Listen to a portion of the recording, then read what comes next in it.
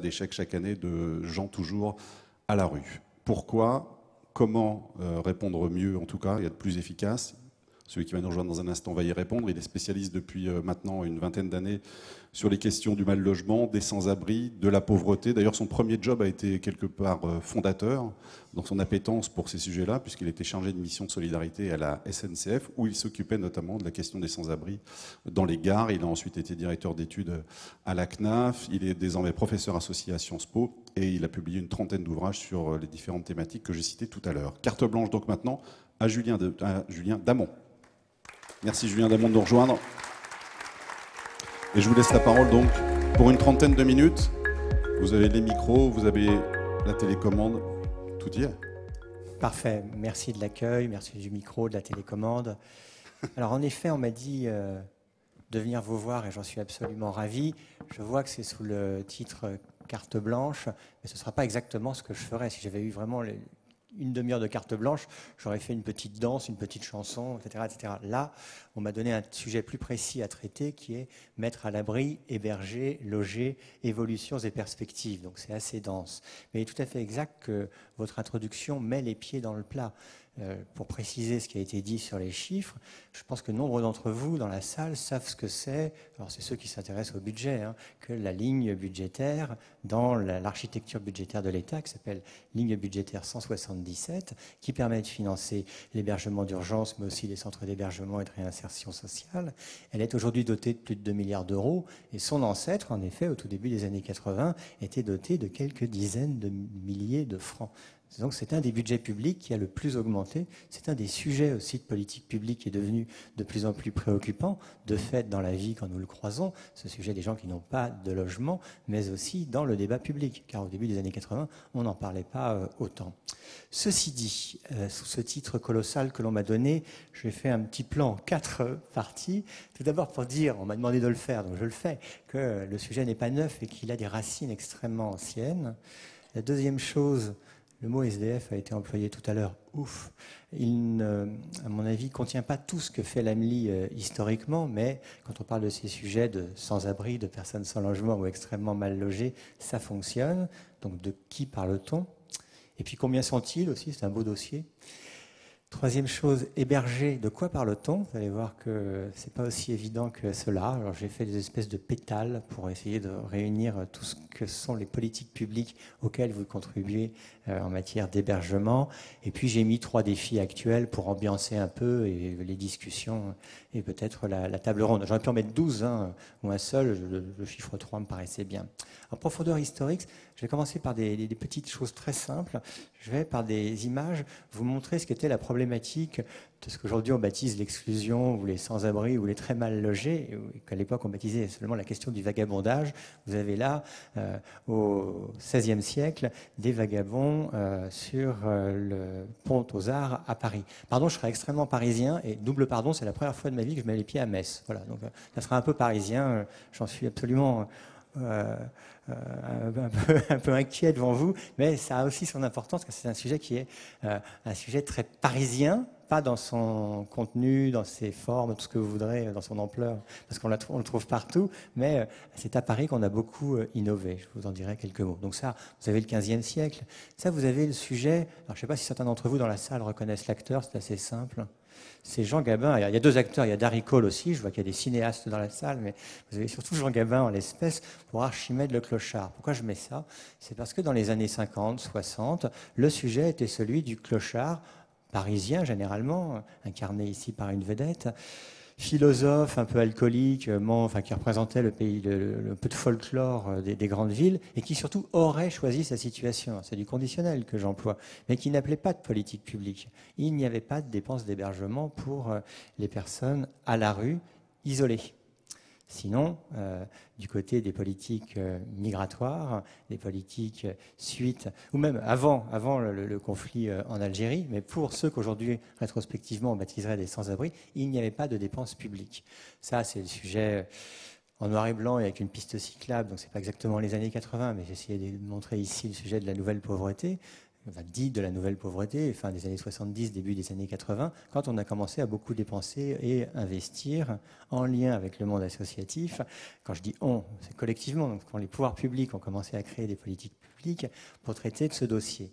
Et je trouve qu'une façon de présenter ce qui est l'actualité du thème est extrêmement visible. Déjà, dans cet après-midi, on a employé le terme migrant, qui veut en gros pas dire grand-chose, comme ça on est tranquille, mais c'est le sujet de demandeurs d'asile qui sont mal pris en charge, et aussi le sujet massif des sans-papiers qu'il est compliqué, pour mille raisons, de traiter.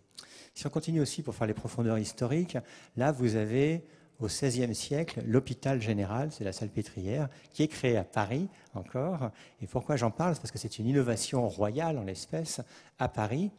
Et il a fallu, au bout de 3 ans d'exercice, demander que sur tout le territoire du royaume soient mis en place des hôpitaux généraux. Pourquoi? Parce qu'il y avait des mouvements de population allant à l'hôpital général, soit souhaitant y aller comme des grands, soit repoussés par les paroisses qui disaient « va voir à Paris ce qui s'y passe ».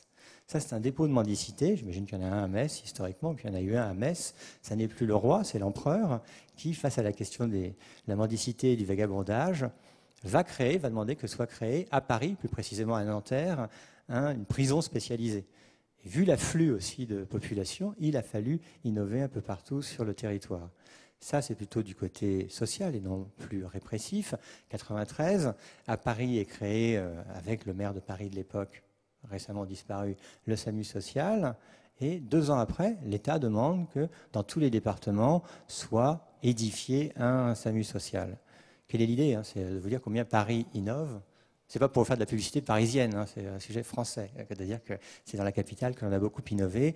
Et là, vous avez une photo qui était connue un peu dans le monde entier, jusqu'au fin fond de l'Afghanistan d'ailleurs, qui est la bulle humanitaire qu'avait créée la ville de Paris, souhaitant qu'elle soit un peu étendue partout, ce qui n'a pas forcément été le cas.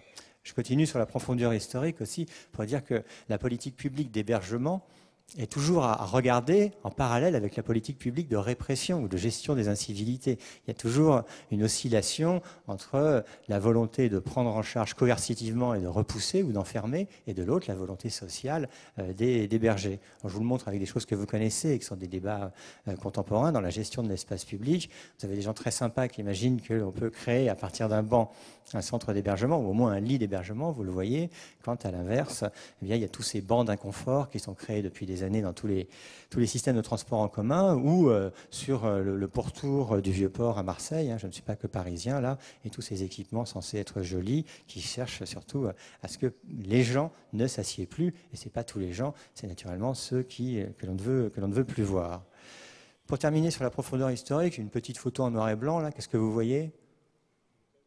Vous voyez Nanterre, alors on le reconnaît grâce au CNIT, vous n'avez pas encore tous les immeubles de la Défense, c'est donc le célèbre bidonville iconique des années 60 et 70 à Nanterre, qui était essentiellement un bidonville essentiellement maghrébin, donc algérien et marocain.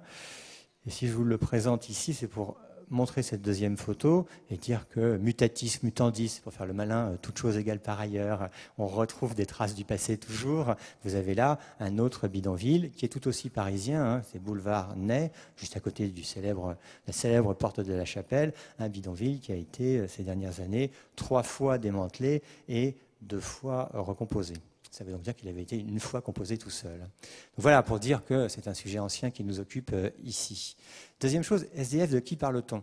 C'est fondamental lorsqu'on fait un topo de montrer des trucs absolument illisibles. Donc là, je n'ai pas raté mon coup, c'est absolument illisible, mais vous avez ici une grille qui est proposée par une association d'ailleurs, c'est une structure associative, c'est la Fédération européenne des associations nationales travaillant avec les sans-abri, qui fédère les grandes associations et ou fédérations nationales dans les 28 États membres, et qui a proposé, pour tenter de donner un peu de clarté à nos différents échanges, une grille qui va du sans-abri totalement à la rue aux questions dites de logement inadéquat, le vocabulaire qu'ils emploient, et que l'on peut après retraduire dans nos sabirs institutionnels, et qui permet de distinguer fondamentalement 2 choses, le sujet des sans-abri des sujets du mal-logement. Ce que je veux dire par là, c'est que sans-abri, c'est les gens complètement à la rue, quelle que soit leur nationalité, leur sexe, tout ce que vous voudrez. Le reste du problème du mal-logement contient les personnes que l'INSEE a baptisées sans domicile, c'est-à-dire les personnes qui sont dans les centres d'hébergement quel qu'il soit. Alors, c'est important d'avoir ça à l'esprit, que lorsque l'on parle de ces sans-abri, vagabonds, SDF, clochards, etc., il n'y a pas véritablement de droit qui les désigne, qui précise qui ils sont. Si vous voulez, jusqu'en 1994, dans le code pénal, vous aviez les délits de vagabondage et de mendicité, qui donc disaient d'une certaine manière qui étaient les gens visés par les politiques publiques, mais qui étaient des politiques publiques essentiellement répressives, quand de l'autre côté, aujourd'hui, on a tout un vocabulaire qui fleurit pour les désigner. Mais si vous voulez, s'il faut retenir une chose, l'INSEE a innové en baptisant toutes ces personnes les sans-domicile. Qui sont donc les sans-domicile? Ce sont les sans-abri complètement à la rue et les personnes qui, si elles n'étaient pas dans les centres d'hébergement, eh bien, seraient intégralement à la rue. Alors, attendez, je vais vous montrer un truc. Ça, c'est illisible, mais c'est très important. Donc, comme le slide, vous pourrez l'avoir, vous pourrez l'afficher et le mettre dans votre bureau ou votre salle à manger, où vous voudrez. Et puis ça, c'est la même chose, mais c'est beaucoup plus lisible et beaucoup plus clair. Quand on parle de nos affaires de mal logement, de sans-abri, très généralement en mélangeant un peu tout, ce qui est tout à fait normal, parce que le sujet est d'une complexité sans nom, une façon de le montrer clairement, c'est que les personnes qui sont complètement à la rue sont celles qui sont les plus visibles. Et pour celles qui restent intégralement à la rue tout le temps, elles sont au vu et au su de tout le monde toute la journée. Mais vous avez tous les sujets derrière, bien plus importants en volume, que sont les sujets de personnes intégralement sans logement, mais hébergées, les gens qui se trouvent dans des logements précaires parce que leur bail est précaire ou tout ce que vous voudrez, ou un logement inadéquat, des logements dont parlait dans le petit film le monsieur Robert, qui est le délégué général de la Fondation Abbé Pierre, notamment à Marseille, quand il s'écroule. Quand on parle de sans-abri, voilà une version très simple du dossier, c'est la pointe émergée, ex-émergée de l'iceberg. Après, il y a un sujet. Tout à l'heure, je ne sais plus qui disait, si c'était Florent Guéguen, qui est donc le délégué général de la Fédération des acteurs de la solidarité, il a dit 200 000 SDF en France. Madame la présidente de l'ANPE, donc ex-honoraire, a repris ce chiffre en expliquant qu'au XXIe siècle, c'est quand même surréaliste que l'on soit dans cette situation. Alors je vais à la fois vous rassurer et vous décevoir parce que la vraie chose, c'est qu'on n'en sait strictement rien de combien de personnes sont à la rue. On n'en sait rien parce qu'il faudrait le savoir aujourd'hui. Ce n'est pas en France sur une année.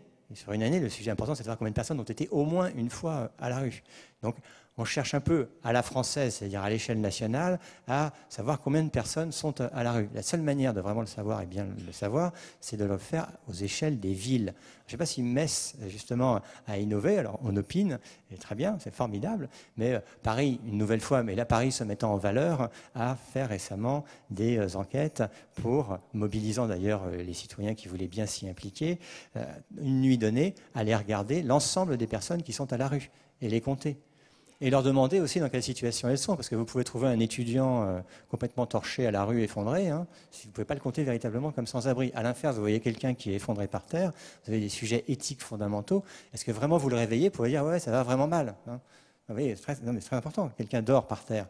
Vous le réveillez pour lui faire passer un questionnaire et lui dire est-ce que vous êtes vraiment sans abri. Ça pose quand même pas mal de difficultés. Le sujet, j'ai mis aiguille dans une meule de foin, c'est un grand truc. C'est que vous savez tous qu'il est difficile de trouver une aiguille dans une meule de foin. Vous allez apprendre un truc, c'est qu'il y a quelque chose de plus compliqué. C'est lorsque vous allez trouver une aiguille dans une meule de foin, de prouver qu'il n'y a plus d'aiguille dans une meule de foin. Donc lorsque vous comptez les sans-abri, qui peuvent être cachés dans des squats, sous des sous-quais de train et de TGV, peut-être même à la gare de Metz, ou dans des bois, ou sous des tentes, etc., etc. Vous en comptez un nombre X, vous pourra toujours vous rétorquer, vous n'avez pas trouvé telle ou telle personne qui est dans telle ou telle situation. Mais c'est vrai que l'INSEE a fait des enquêtes sur les sans-domicile, c'est-à-dire les sans-abri complètement à la rue et les autres, 2 fois, l'une en 2001, l'autre en 2012. Donc vous voyez un chiffre qui sort en rouge, lisible, 141 500 personnes sans domicile en 2012, et le monde associatif, à juste titre, mais après ça, si on regarde la rigueur de l'affaire, ça peut se discuter, donc à juste titre politique, dit là depuis 2-3 ans, il y en a plus, même si on ne le sait pas vraiment, on ne peut pas le savoir, il y en a 200 000. Et sur ces 200 000, il faut regarder si c'est les mêmes proportions que ce que l'on trouve en vert là, vous n'avez que 10% de ces sans-domicile qui sont complètement à la rue. Donc sur les 200 000, si on veut dire, ça veut dire qu'il n'y aurait que, et c'est déjà considérable, 20 000 personnes complètement à la rue.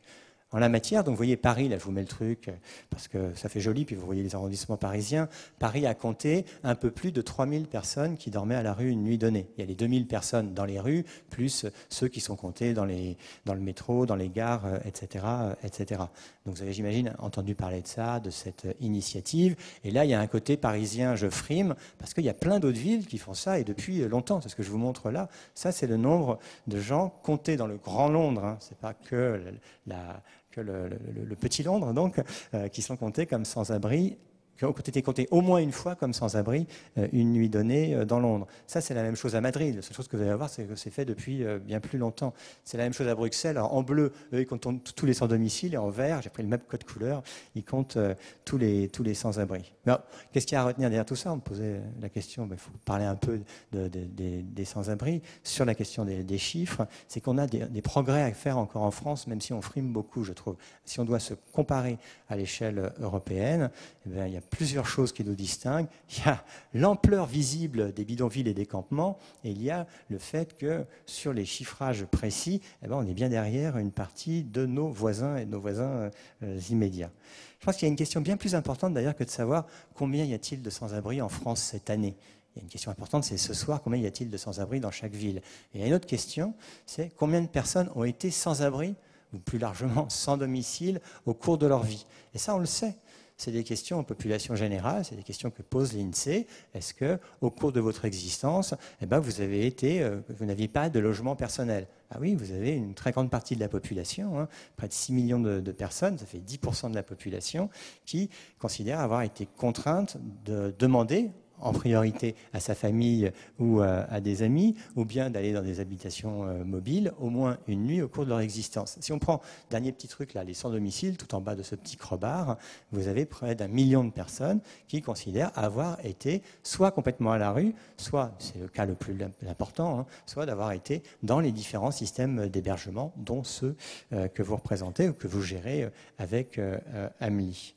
Il y a une dernière chose importante aussi, c'est sur la transformation des profils des personnes à héberger. Là, je vous montre des statistiques qui étaient publiées par le SAMU social de Paris il y a 10 ans sur les familles. Alors, ce ne sont pas les personnes isolées à l'intérieur, là, ce sont essentiellement des familles monoparentales, mais tout ça, vous le connaissez absolument par cœur. Le point le plus important, c'est qu'en 2009, vous aviez 10% de Français.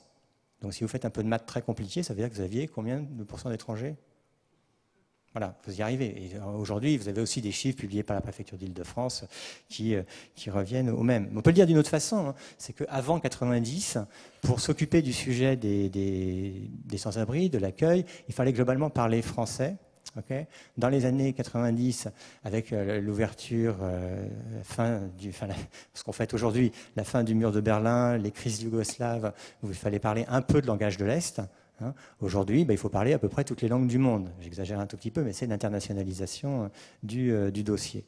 Bon, après, comme j'ai voulu faire le malin, comme chacun veut faire des typologies, moi j'ai essayé de mettre dans 9 cases ce qui était les différentes situations d'hébergement sans abri, sans domicile, en fonction, vous voyez, en colonne de trois dimensions. D'échéance sociale, c'est vraiment pas ce qui est le plus joli, hein, c'est les gens qui rencontrent des problèmes. Donc, vous voyez, accident de vie, si ces problèmes se répètent, vous perdez une fois votre logement, vous êtes hébergé, mais finalement vous ne restez pas dans l'hébergement, vous vous retrouvez dans une situation de sans-abri prolongée tout au long de votre existence. Vous avez des gens aussi qui prennent des décisions. Vous savez que dans le dossier des sans-abri, il y a toujours une grande question, un grand dossier qui est d'affirmer dans le milieu des experts ou dans le milieu associatif, on dit on ne choisit jamais. Je crois qu'en effet, personne ne choisit jamais de partir d'une situation stable à une situation totalement détériorée. Mais l'ensemble des décisions peut produire des situations inextricables, ou en tout cas, si elles arrivent à ne pas être inextricables parce que traitées par des gens compétents, vous avez des gens qui, surtout des jeunes, à force de fugue, s'enferment dans des difficultés extrêmement compliquées. Puis la troisième dimension, qui est à ne jamais oublier quand on parle de ces affaires, du vagabondage, aux questions aujourd'hui, enfin des vagabonds historiques, à aujourd'hui la question dite des migrants, c'est que cette affaire est une question aussi d'errance, est une question de mouvement, est une question de migration. Quand je vous montrais les vieux trucs de l'hôpital général ou des dépôts de mendicité, c'était essentiellement des questions, comme elles sont toujours, des questions de déplacement de population, historiquement entre les paroisses, puis entre les régions, et maintenant, pour ne pas vous faire un dessin qui est absolument évident, entre les nations. C'est un renvoi et un ping-pong permanent entre les pays au sein de l'Union européenne, et même à plus large envergure avec les crises internationales tant du côté afghan que les difficultés sociales et économiques en Afrique. Troisième dimension, alors ma carte blanche c'est une demi-heure, j'espère que je ne vais pas être trop long, c'est bon chef? Il me tient bien, voilà. Il me dit pour 10 minutes, et c'est très bien, je suis dans mes temps. Héberger, de quoi parle-t-on? Parce que vous allez voir, ce n'est pas si évident que cela de savoir ce qu'est l'offre d'hébergement. L'offre de logement, dans ses différentes composantes, logement social ou logement privé, on voit à peu près combien il y a de logements en France, parce qu'on voit à peu près ce que c'est qu'un logement. En revanche, sur l'hébergement, ce n'est pas si évident. Je vais vous le montrer. L'hébergement des défavorisés, je prends là les nomenclatures bureaucratiques pures, c'est formidable, c'est la vérité, c'est le droit. Les logements des défavorisés, c'est principalement les centres d'hébergement et de réinsertion sociale.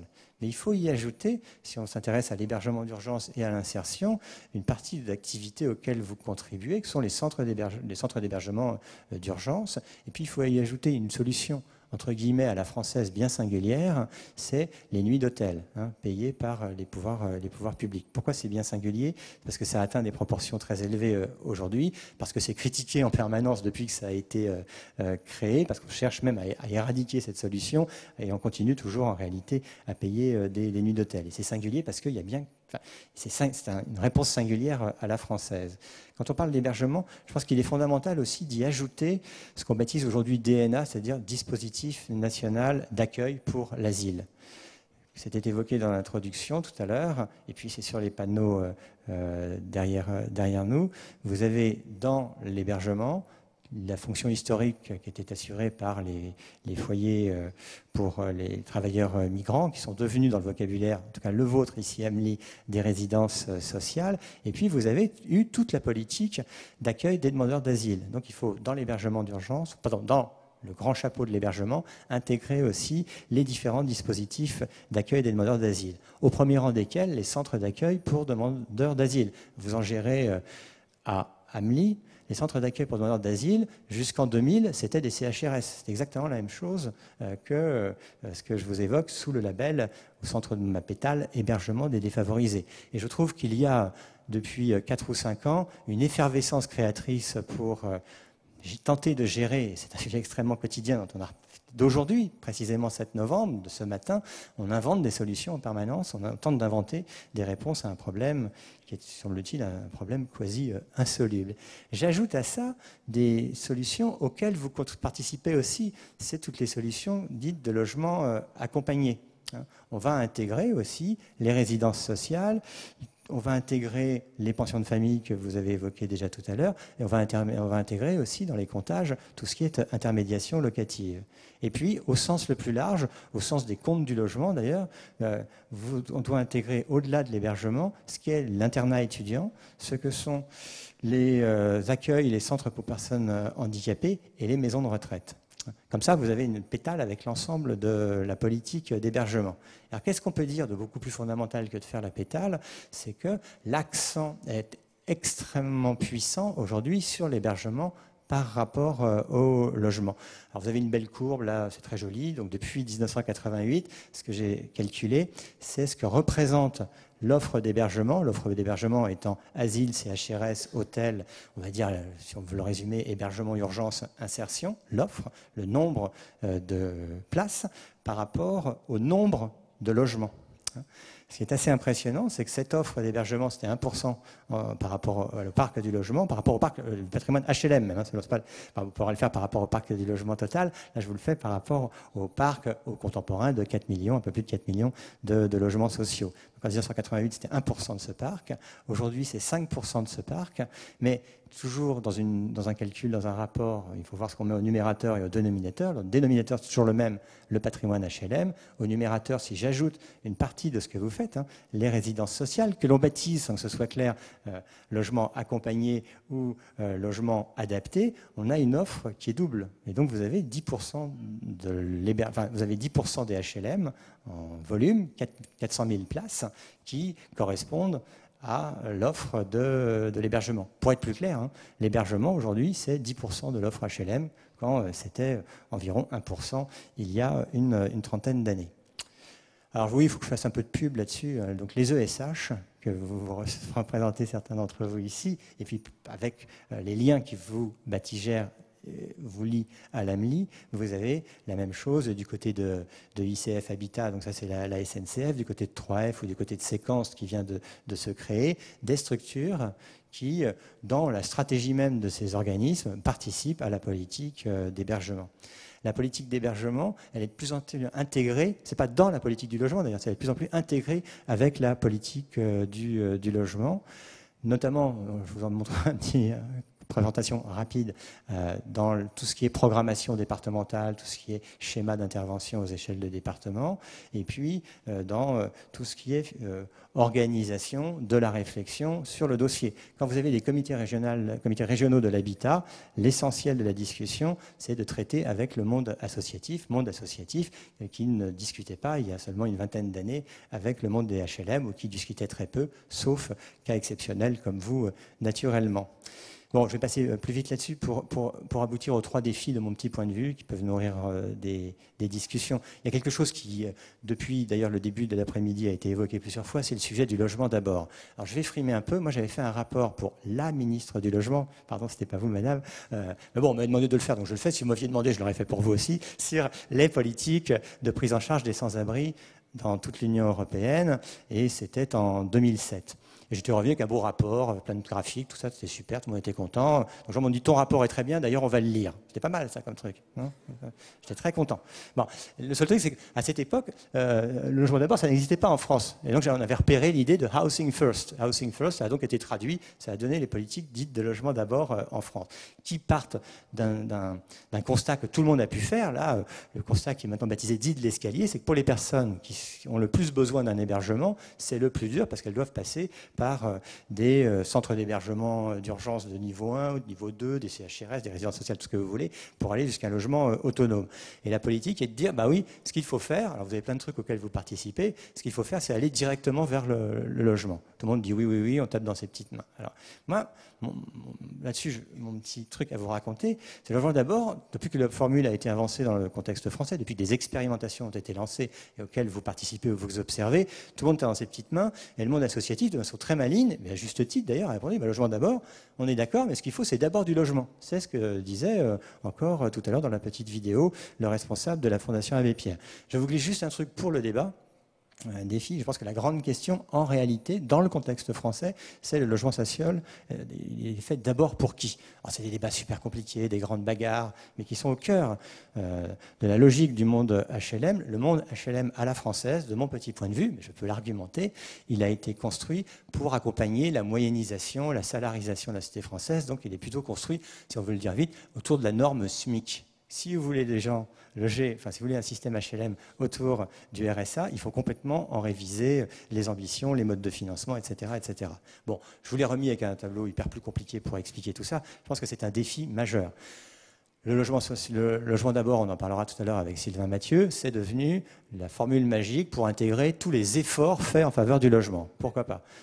Et je crois que Sylvain Mathieu est absolument d'accord avec ce propos. C'est-à-dire c'est une formule générale pour dire qu'il faut faire des efforts d'abord en faveur du logement. Maintenant, une des questions centrales pour la France, pour le contexte français, c'est on a du logement social, à qui est-il destiné? Bon, le deuxième sujet, je crois que c'est la bureaucratisation surréaliste de ce dossier. Je vais vous montrer ça, je suis très content de ce truc. On est en 85, là. Vous voyez, c'est joli. À l'échelle d'un département, vous avez un seul truc qui existait pour la coopération des différents opérateurs, essentiellement le préfet et le président du conseil général à l'époque, parce qu'en urgence, on avait créé, avant l'hiver, des cellules pauvreté, on baptisait des cellules pauvreté-précarité. Et on invitait les responsables HLM, les responsables associatifs, la SNCF, EDF, on disait, qu'est-ce qu'on fait pour qu'il n'y ait pas de gens qui meurent dehors et pour faire mieux? Là, on est en 90. Bon, au-dessus, ce que je vous ai mis, c'est le programme départemental d'insertion. Ça a été inventé avec le RMI, créé en 1988. La loi Besson, qu'on évoquait tout à l'heure en aparté, de 1990 sur le droit au logement, a créé un programme départemental d'action pour le logement des personnes défavorisées et des schémas pour l'organisation des CHRS. Là, on est en 95. Il y a eu une loi Habitat de 1994 qui demandait, ça n'obligeait pas que pour dans les villes de plus de 30 000 habitants, il y ait une place d'hébergement pour 1000 logements. Mais quelle est mon idée? Vous me voyez venir. Hein. Là, on est en 2000. Vous avez eu les commissions de l'action sociale d'urgence créées après le mouvement des chômeurs en 99 qui n'existe plus. Déjà, on se disait que c'était compliqué, donc on avait créé, je ne sais pas si vous arrivez à le lire, des comités départementaux de coordination des politiques de prévention et de lutte contre l'exclusion. Là, on est en 2010, donc moi je me rapproche parce que je n'arrive pas à le lire. Donc on a ajouté les commissions spécialisées de coordination contre les expulsions. Il y a les célèbres SIAO qui ont été inventés. Là, on est en 2015, donc c'est absolument illisible. Et la nouveauté, c'est qu'on dépasse un peu ça, parce que là, viennent d'être mis en place, et dans la région, il doit y en avoir un ou une, des hauts commissaires à la lutte contre la pauvreté, qui, entre autres responsabilités, on va chercher à coordonner tout cela. Bon, pour se rassurer, ils ne sont pas si loin de nous, on n'est pas les seuls, parce que ça, je l'avais montré une fois il y a longtemps à Bruxelles, tout fier, on disait, regardez comme on est bêtes, nous les Français, mais non, nous aussi on est super bons, et ça, c'est le système de prise en charge des sans-abri à Bruxelles. Donc, on n'a pas à se taper sur les doigts et à dire on est les plus mauvais ou on est nuls et compagnie, mais en même temps, je pense que nombre d'entre vous seront d'accord avec ce que je vais prononcer là, c'est quand même absurde de perdre son temps en permanence dans des réunions où on parle finalement des mêmes dossiers mais pas avec les mêmes angles, et tout ceci est un rien contre-productif. Dernier des défis, un problème, à mon avis, et je termine là-dessus, c'est celui de l'accompagnement des gens. Dans les stats qui étaient remontés de cette petite opération, cette originale opération parisienne de comptage des gens dans la rue, voilà un truc qui m'a le plus marqué, c'est vous avez en gros un quart des personnes à la rue, des sans-abri, qui sont suivis par un travailleur social. Enfin, après on peut se bagarrer, oui, mais qu'est-ce qu'ils appellent un travailleur social, qu'est-ce qu'ils appellent suivi pendant 1000 ans? Non, le seul truc, c'est qu'on n'est pas très efficace du tout en matière d'accompagnement. Alors chacun, notamment ici, dira, ouais, je suis super bon, et puis moi je mets en place l'accompagnement vers le logement et dans le logement. On peut s'intéresser au sujet de l'accompagnement hors du logement aussi. Je dis ça sans provocation excessive, qui est quand les niveaux de vie sont plus élevés, enfin, sont au-dessus des plafonds pour bénéficier des HLM, etc. Mais je pense qu'il y a un sujet absolument majeur, qui est celui, je vous mets un beau truc là-dessus, qui est celui de beaucoup mieux organiser les parcours des gens, leur accompagnement. C'est valable pour les plus pauvres, et c'est valable en réalité pour chacun de nous. Alors, il y a plein de textes récents qui sont sortis là-dessus, par exemple sur l'idée d'un référent unique, c'est formidable comme idée. D'ailleurs, il y a une loi qui intègre cette dimension du référent unique, et il y a un décret d'application qui explique en gros le référent unique. Bon, ben, c'est pas écrit aussi simplement que cela, mais c'est en gros le gars ou la dame qui s'occupe de vous, et puis les institutions peuvent, si elles le souhaitent, le désigner, quoi. Donc, il n'y a rien dedans, c'est pas très concret en réalité, même s'il y a peut-être des petites opérations qui se mettent en avant. Je pense que le grand sujet sur ces sujets de sans-abri, d'hébergement, c'est en réalité la capacité qu'on a à véritablement prendre au sérieux ce que l'on raconte de façon quasi messianique, qui est que les experts de leur situation, ce sont les gens qui doivent les aider doivent se coordonner, mais au-delà de cette coordination, c'est bien plus ce qu'il faut faire, c'est simplifier et mettre en place des parcours d'accompagnement bien plus complets et performants. Bon, tout ce que je vous ai raconté en 32 minutes plutôt que 30, pardon, si on doit tenter de retenir des choses, ça surprenait notre animateur, les chiffres que j'avais pu lui donner, la considérable densification de cette politique depuis les années 80. Il n'y a pas de budget public qui a plus augmenté sur la période que l'hébergement. L'hébergement, c'est 2 milliards d'euros pour principalement CHRS et centres d'hébergement d'urgence, et les malins ajoutent les 1 milliard d'euros aujourd'hui, à peu près 1 milliard d'euros de dépenses pour l'asile. Est-ce qu'on fait trop, est-ce qu'on fait mal, est-ce qu'on fait pas bien? La réponse générale, c'est trop ou pas assez, personne ne peut y répondre. Pas très bien, tout le monde pourra en convenir au regard de ce que l'on peut faire. Alors, il y a une bonne nouvelle, hein, c'est qu'on va progresser. Il y a un sujet, le deuxième point, qui est absolument capital, qui traverse à mon avis beaucoup des tensions sur ces affaires, c'est le sujet des migrations, que l'on met pas de côté quand ce matin on fait une opération de décampement. Voilà, c'est pas le terme qu'ils emploient, mais c'est bien ce qui se passe et qui n'est pas formidablement humain pour les personnes qui sont ainsi décampées. Mais ce sont des sujets qui sont neufs dans le cas français et singuliers dans le cas français. Il n'y a pas d'autre pays dans l'Union européenne où vous avez tant de tentes et de campements aussi visibles partout, dans lesquels vous trouvez, c'est incroyable et insupportable, des demandeurs d'asile, ils n'ont pas à être là, voire même des réfugiés, mais principalement des gens en situation, disons, compliquée à l'égard du droit de séjour. Troisième chose, je crois que par rapport aux affaires historiques, la France a beaucoup voulu travailler à l'échelle nationale sur ce dossier. Il y a une dimension européenne qui est absolument fondamentale pour saisir cela. Alors, confère tous les travaux, les tensions, les controverses, les polémiques, les bagarres politiques autour de la gestion de l'asile à l'échelle européenne. Et la question locale, c'est ce que je vous évoquais sur les chiffres, je crois que c'est vrai aussi pour les politiques, on pourra en reparler. Je pense que les États dans l'Union européenne sont dépassés par ce dossier et qu'il y a deux entités fondamentales qui peuvent les gérer, c'est l'Union européenne, enfin, les instances communautaires et les villes, les grandes villes. Le sujet du logement d'abord, on aura l'occasion d'en reparler, mais je pense qu'il faut d'abord que vous posiez cette question, c'est le logement social, il est fait d'abord pour qui? Et puis, j'ai assez insisté, là, en parlant trop vite, sur la question de l'accompagnement pour penser que, souligner à nouveau, pardon, que c'est le défi absolument crucial. Voilà, j'espère que vous n'avez pas trop pris de temps, là. La carte blanche n'a pas été trop onéreuse en temps. Pour que la carte blanche soit complète, vous devez danser, donc maintenant. Ouais.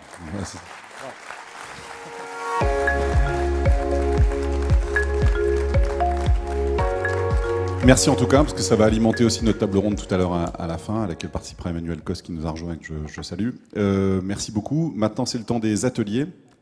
Ça va se passer de la manière suivante, mais Florence vous l'a expliqué tout à l'heure. Donc l'atelier numérique, c'est là-bas sur l'atelier théâtre avec 2 parties de 40 minutes.